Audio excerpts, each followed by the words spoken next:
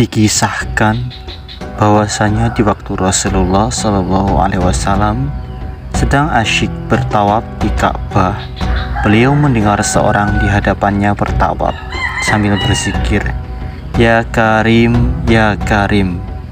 Rasulullah SAW menirunya membaca, "Ya Karim, ya Karim." Orang itu lalu berhenti di salah satu sudut Ka'bah dan berzikir lagi, "Ya Karim, ya Karim." Rasulullah SAW yang berada di belakangnya mengikuti zikirnya, "Ya Karim, ya Karim," merasa seperti diolok-olokkan.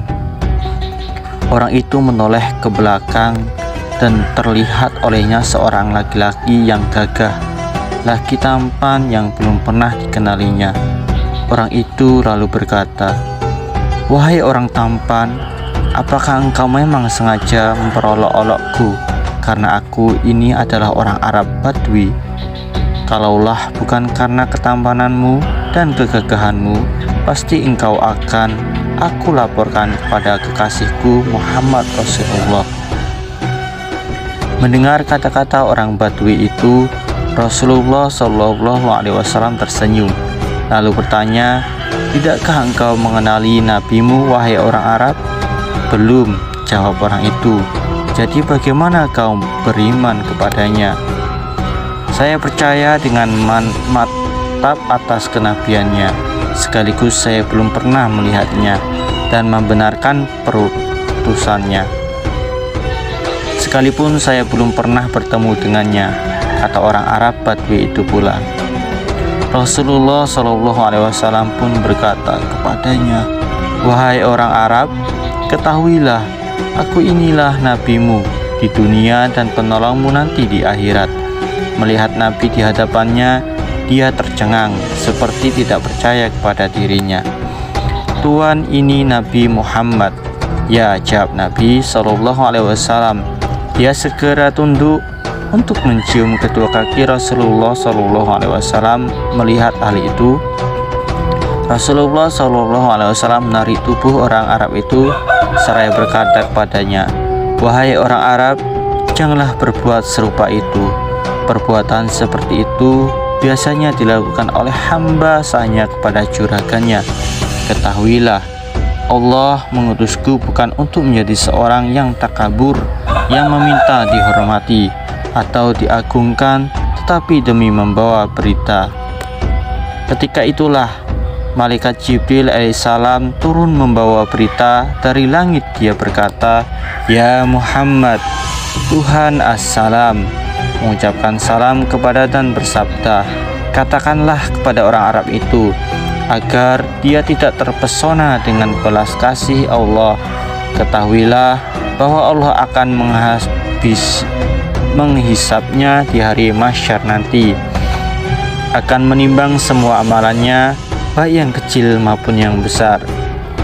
Setelah menyampaikan berita itu, Jibril kemudian pergi. Maka orang Arab itu pula berkata, "Demi keagungan serta kemuliaan Tuhan, jika Tuhan akan membuat perhitungan atas amalan hamba, maka hamba pun akan membuat perhitungan dengannya." Kata orang Arab Badui itu, "Apakah yang akan engkau perhitungkan dengan Tuhan?" Rasulullah bertanya kepadanya, "Jika Tuhan akan memperhitungkan dosa-dosa hamba, maka hamba akan memperhitungkan betapa besarnya maghfirahnya."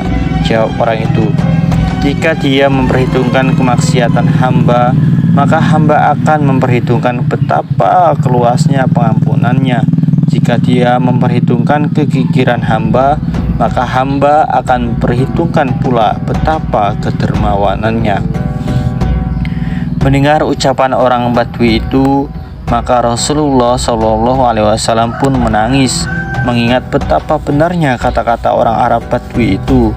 Air mata beliau meleleh membasahi janggutnya. Lantaran itu, malaikat Jibril turun lagi seraya berkata, "Ya Muhammad, Tuhan assalam menyampaikan salam kepadamu dan bersabda, berhentilah engkau dari menangis. Sesungguhnya karena tangismu, penjaga Arsy lupa dari bacaan tasbih dan tahmidnya, sehingga ia bergoncang.